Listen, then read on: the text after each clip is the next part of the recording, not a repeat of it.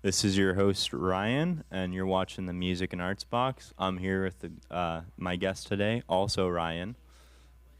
Yeah, my name is Ryan Deachman, uh, and yeah, I'm a local singer-songwriter, audio engineer, and yeah, I'm very happy to be here. Why don't you tell me a little bit about what got you into music? Uh, Honestly, I grew up around it. My mom was a singer. She used to do choir and other stuff like that, and I, I remember hearing the national anthem when I was a little kid, and I sang it for my mom, and she was like, "You have to get into singing. This is for you." And so yeah, I grew up coming home from school to the Beatles on records and vinyl and America and all these great classic bands, and yeah, just from there, kind of just inspired me to keep going. And then as I got older, I got into guitar, and it's just kind of just taken off from there. That's great. So it sounds like it's also like a family thing. It's kind of got passed on to you, which is awesome. I always love seeing that when that's also a great way for families to bond over their love for music. So that's great. Absolutely. Why don't you? When did you start? I guess making your first song. Would you say? I think the first song I wrote I was 13. My mom had gone and got me a Squire Stratocaster, and I ended up writing just kind of a love song, I think, and from there kind of made a band and was in a couple bands in high school, and yeah, I think that was the first song I wrote, and then finally got an acoustic guitar. It was actually the night before I got to see one of my favorite bands, Linkin Park. I always remember it. I walk into this room and here's this beautiful guitar, and yeah, I ended up just picking it up from there, self-taught. You know, YouTube really wasn't that big back then, so it's Yeah. kind of just picking up books and listening to like CDs where they taught you how, and yeah, and that was it. So That's super awesome. Rest in peace to Chester too. absolutely, That must have been a heck of a show. it was phenomenal. It was the Minutes to Midnight tour, and I've never heard a better live vocalist in my life. Yeah. Definitely, he's impossible to replace. In terms of like recorded songs, I don't. Someone tells me you didn't record that song when you were 13, or did you? Strangely, we actually did. And again, this is like before cell phones were really popping off as well. And so when we recorded this, it was really funny because it was on a little tape recorder, and then we were somehow got it online and onto MySpace, and it's Oh my gone God, now. MySpace days. Yeah, no, Yeah. that's long gone with all of MySpace's existence. Yep. And Um, so yeah, that was fun. Yeah. What would you say? Well, current music that you have out on platforms. What's your first song that you recorded out that? And you want to tell me a little bit about like what got you into writing that song? First song, if I recall, I think the first song I released on major platforms was called "See Me," The Edge.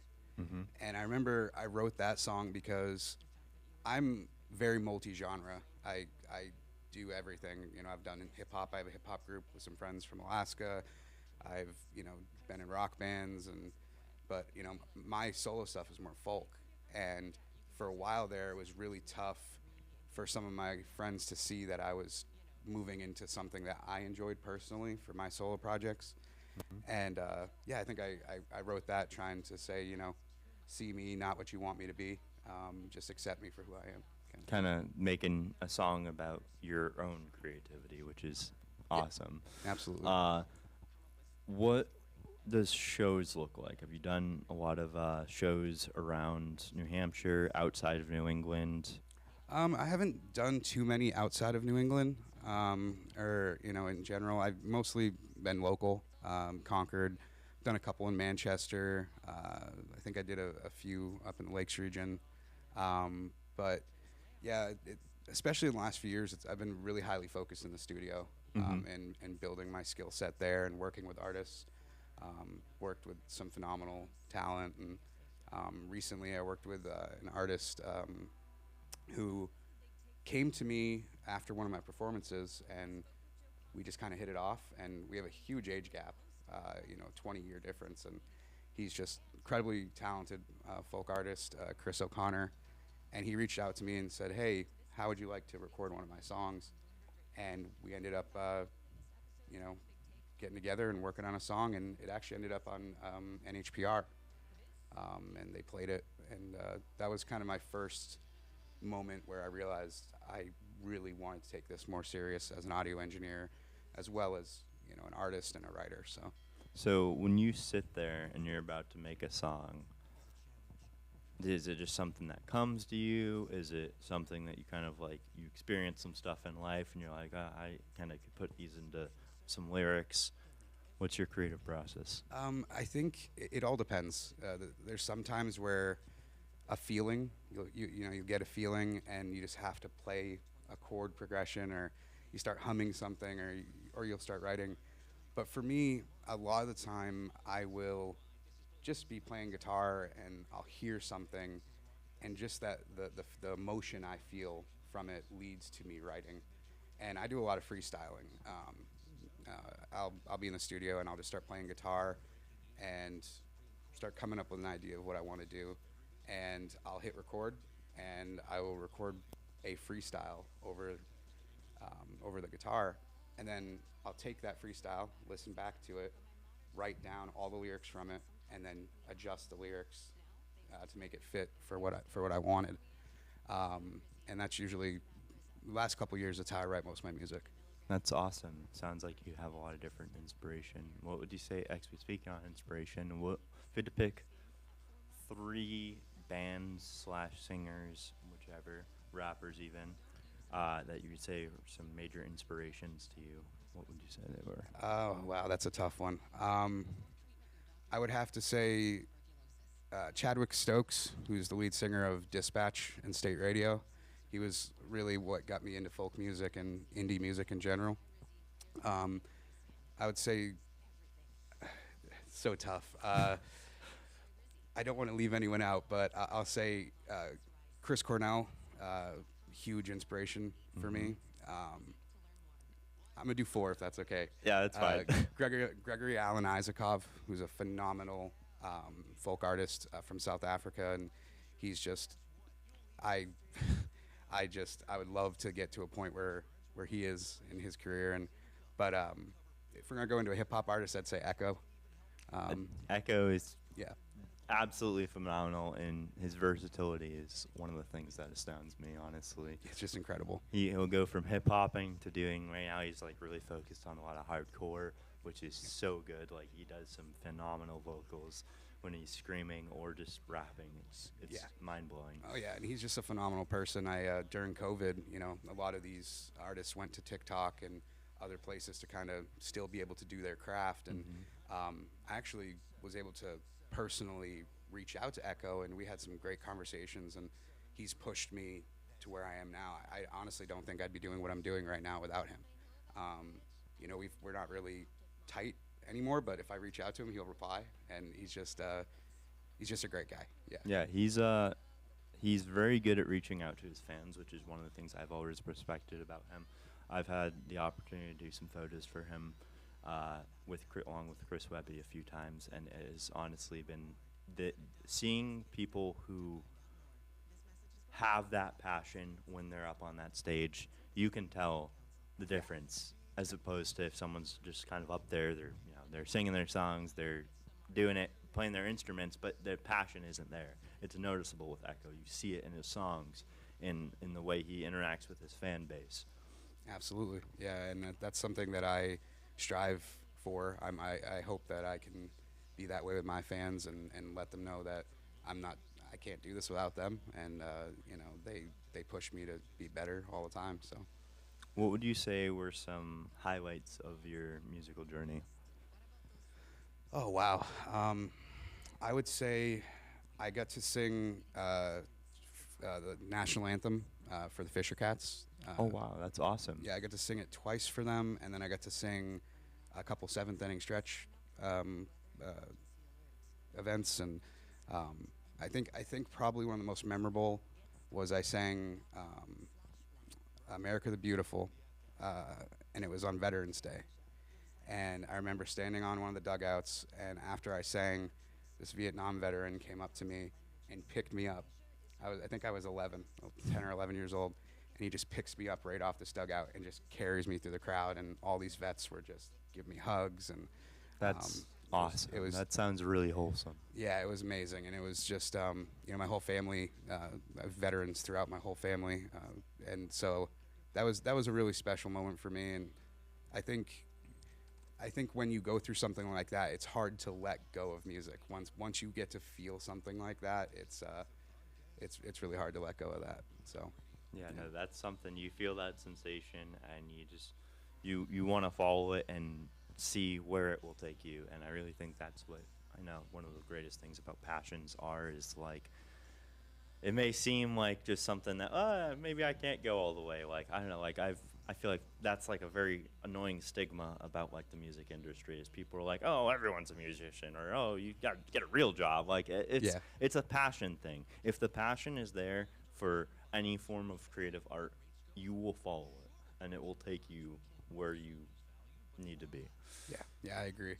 Yeah, I feel like there's been so many different moments in my life where I've felt like it was not real. It was just such a surreal feeling knowing that I went through what I went through, and it's been a long journey. I've been doing music for 17 years now, 18 years now, and it never gets old. There's always something new. So Yeah, no, especially with how much music evolves. That's another thing too, is with how much music evolves, we get to see the growth of it. I mean, I personally noted this in recent episodes of the Music and Arts Box that music 20 years ago didn't have quite as much mixed genre as today's music, which is something that I feel like creates whole different waves of different genres and subgenres that blend different styles of musicians from 10, 15 years ago that we all saw as inspirations, and it creates a whole new sound. Yeah, I agree. And like you said with Echo, being able to traverse these different genres, and I think for me, I try my best to do that. I have some songs that may be considered folk, but there might be some rock influence there, or there might be some, I might add some bluegrass vibe to it with some strings, or but yeah, it's interesting to see how everybody's kind of meshing these different genres together, and I think it's really a great thing for music. Absolutely, whole new wave of music. So, going back to shows, I know you haven't done too many from the sounds of it, but what would you say is some of your favorite venues you've played in New Hampshire? I would have to say I really enjoyed the intimacy of Brothers Cortado. They're on Main Street, right here in Concord. Right here in Concord, yeah. And they're great people, and I love playing there. It's just there's something about that. I'm sitting in a corner and people are walking in, and just that look on their face when they're like, "Oh, wow, there's music," and it's just it's not. I don't think you'd expect it from such a small venue. I really enjoyed that. I didn't know Brothers did live music. I mean, I just kind of thought they had their coffee shop there, and that was it. That's awesome. Yeah. I'll have to check that out now. Yeah, and I'm working right now trying to get back into playing there again. Just life stuff has kind of gotten in the way, and but I've another great venue is Tandy's. They don't really do a lot of live music, but I've been lucky enough to have the privilege of being able to play out on their patio for a couple years, and really enjoy that. It's nice to be able to connect with some of the local people, and it's nice. But I think it's hard. It's really hard to pick one, to be honest. But I think those two venues have been really special for me. Yeah. It's awesome. Yeah, no, I personally am very fond of intimate venues like that where they're kind of smaller. It's not going to be, couple hundred people packed in like sardines, where as opposed to like, you got 30, 40 people in there maybe, and it really lets them appreciate the music more on a level of, like you said, it's intimate, more intimate. Yeah. I think that's, when it comes, we're so used to going to these big venues and these huge concerts and stadiums and all this stuff. And I think it's great and you can enjoy it, but I think being able to connect directly with an artist is really really amazing. And there's a I think people get lost in like somebody being a musician or honestly any art, even actors and all these celebrities, whatever. I think people get disconnected from the fact that they're human and that they just want to be treated that way. And so being able to be in an intimate environment where people walk in and go, oh, this is just some kid playing some music, and wow, I understand what he's talking about.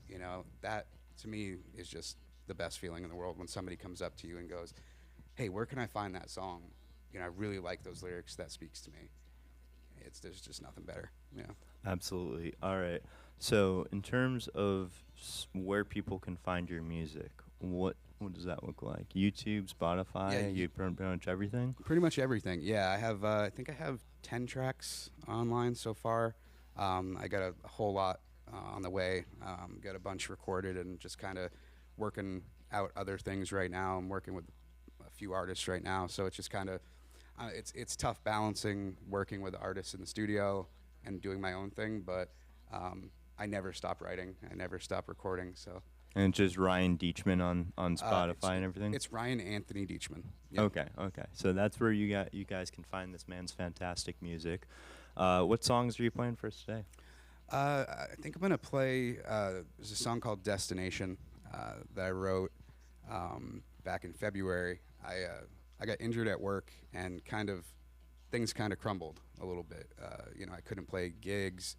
I was just, struggling, going from doctor to doctor, trying to figure out what was wrong. And in that moment, I wrote this song called Destination, and I didn't know what it was about until recently when I traveled to Alaska to go see my friends.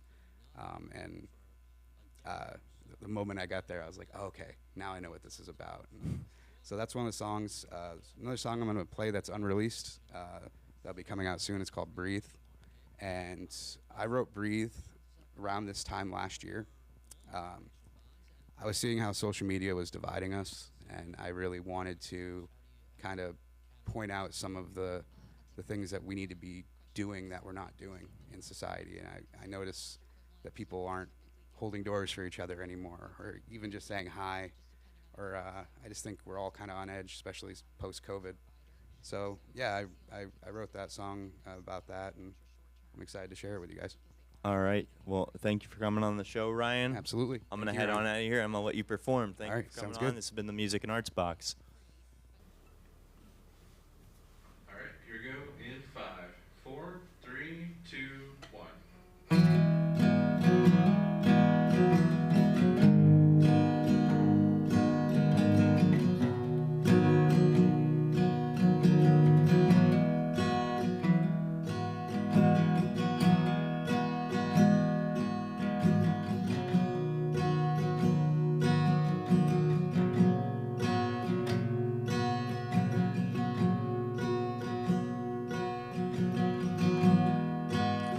Light beams in the distant sky,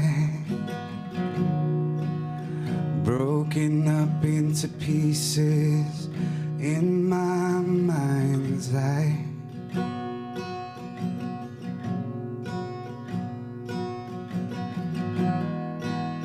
Clouds so wispy you'd think you left this world.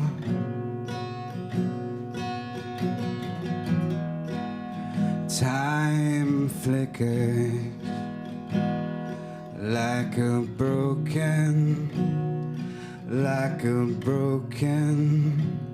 TV.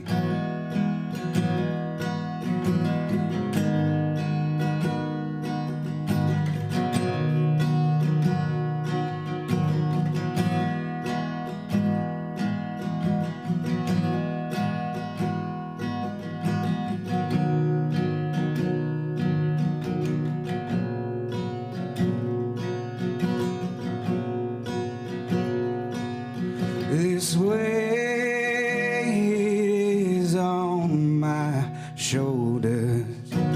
I thought I could hold it all, but time tells all.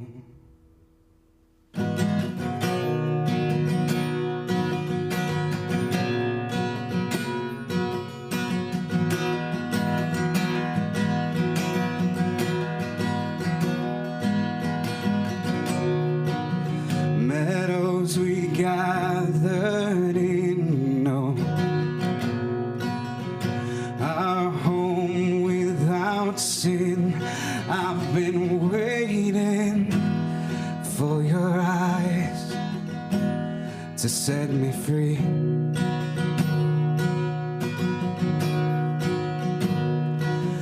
And ties, they carry us along like the same old simple song. And we were always waiting. Set me free, I know that's where we need to be. It's not so far from you and me. Let's travel the world.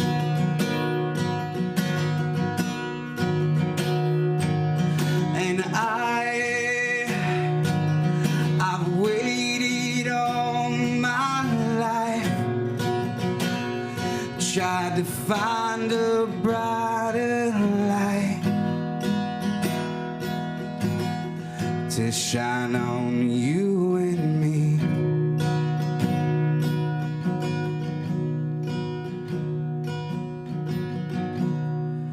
And when the dust clears, we will have no more fears. Forget your pain. It's only an illusionary thing. And what I see for you and me, I see a better life.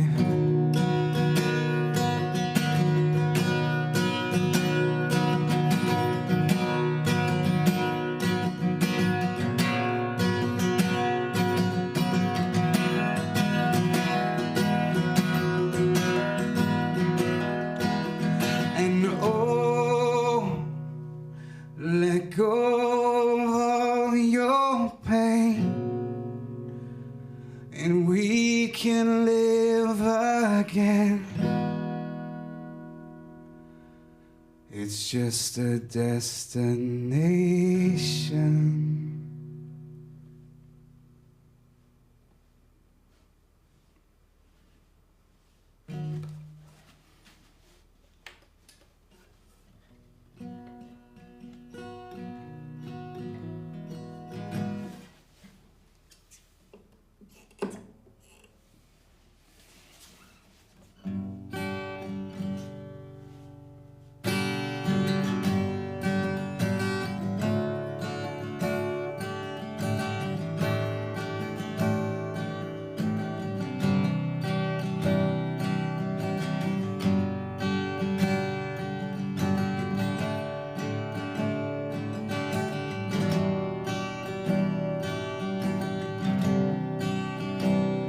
I've been through the ringer, I've seen a glimpse of God. I've walked through hell and back, and I still have the scars. I've seen people leave, they disappear like ghosts. I've been cheated and wrong, though I love the most. No one's winning this game, we don't make it out alive. So well, we're still here, can we embrace this life? Speak a little more softly, walk a mile in shoes by some coffee, hold a door or two, forget about your pride, find some inner peace, learn to forgive your foes, and don't forget to breathe.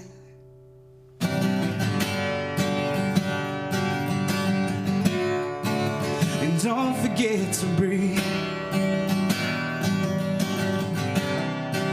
And don't forget to breathe. And don't forget to breathe.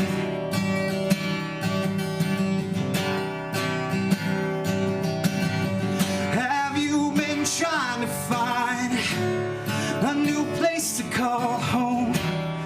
Have you lost all hope in this maze of woe? Have you forgotten what love should really be? Have you begged for forgiveness, but nothing's ever received? No one's winning this game.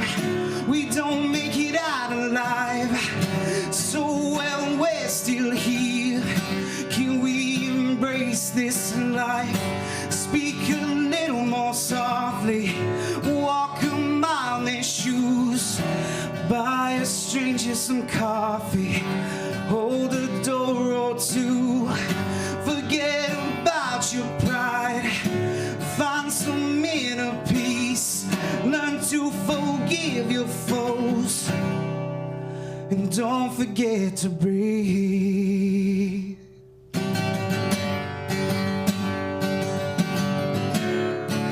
And don't forget to breathe. And don't forget to breathe. And don't forget to breathe.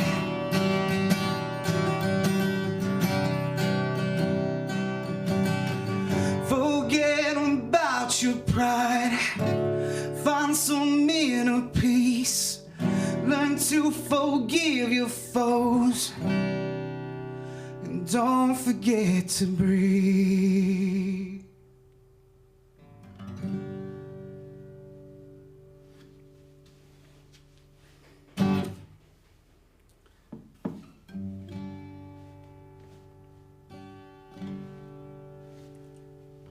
Just want to say something about this next song. This next song, I wrote this because I had a couple friends who were going through some stuff, and I think mental health is something that needs to be taken seriously, and I think it's really hard for people to reach out when they're struggling, and so I wrote this song about that and how we should be supporting each other through the best and the worst times. So this song's called "It's Okay."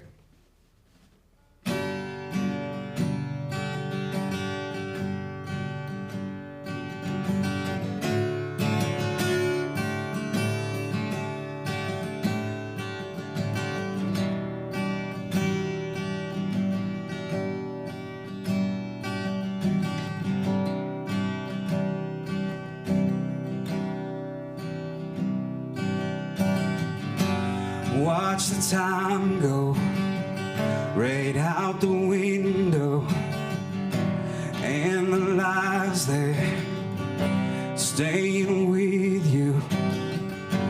I've been wondering what got you so down, and what you need to pick yourself off the ground. It's okay if you're not okay. It's alright, you're gonna make it through the night. It's okay if you're not okay. No one's perfect anyway. It's okay if you're not okay. It's okay if you're not okay.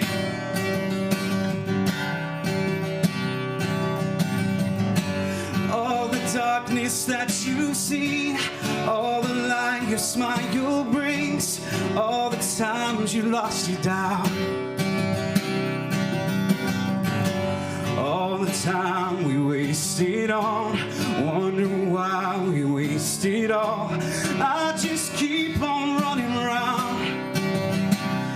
It's okay if you're not okay. It's alright, you're gonna make it through the night. It's okay if you're not okay. No one's perfect anyway. It's okay if you're not okay. It's okay if you're not okay. It's okay if you're not okay. It's okay if you're not okay.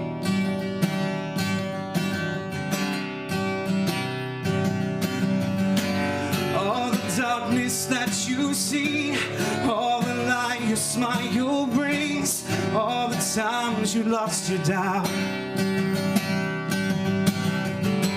all the time we wasted on, wonder why we wasted all. I'll just keep on running around. It's okay if you're not okay. It's alright, you're gonna make it through the night. It's okay if you're not okay. No one's perfect anyway.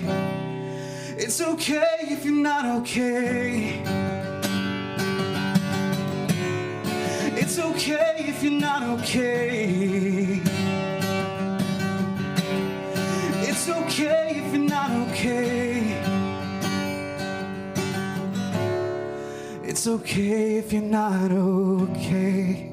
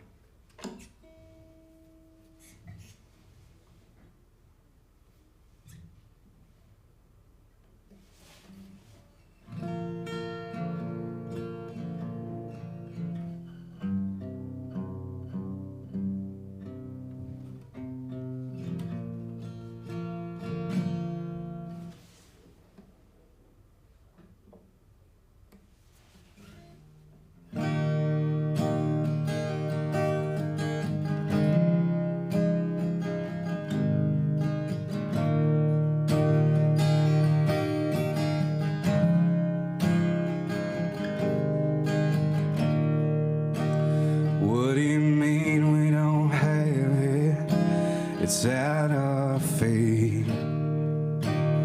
What do you mean you don't see it? What do you mean we don't have it? It's out of faith. Climb the mountain, the peak.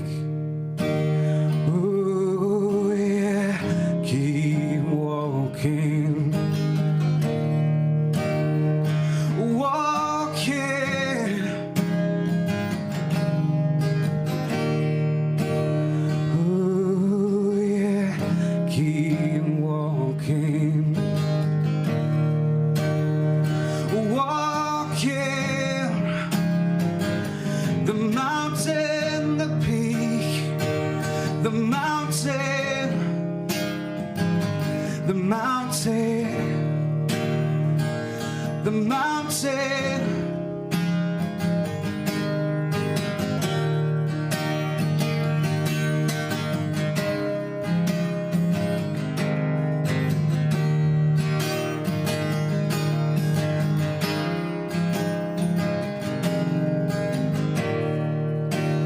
What do you mean we don't have it? It's out of faith. What do you mean you don't see it all?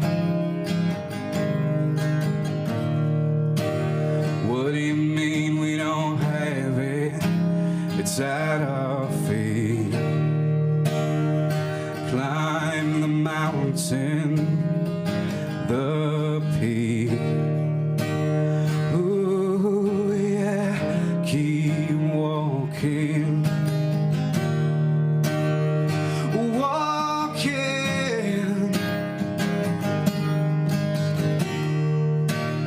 Ooh, yeah, keep walking.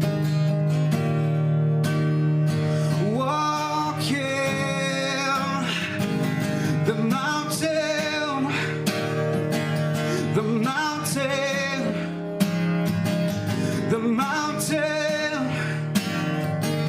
the mountain. What do you mean? The mountain.